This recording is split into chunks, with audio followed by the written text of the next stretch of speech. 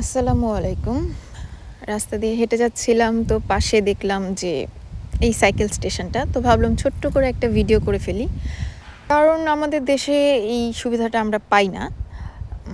পেলেও হয়তোবা এটার কতটুকু মূল্যায়ন করতে পারতাম আমরা জানি না।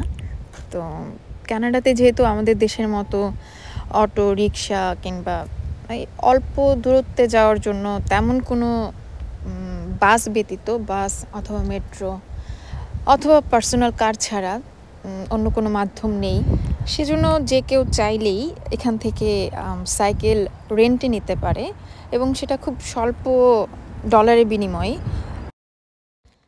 তো রেন্ট নেওয়ার সিস্টেমটা হচ্ছে এখানে প্রত্যেকটা এলাকায় এরকম সাইকেল স্টেশন থাকে।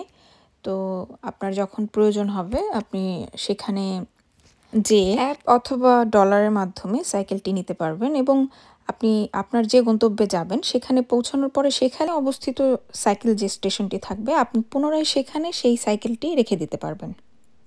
তো খুবই সহজ। ধন্যবাদ সবাইকে। আজকে এই পর্যন্তই। আল্লাহ হাফেজ।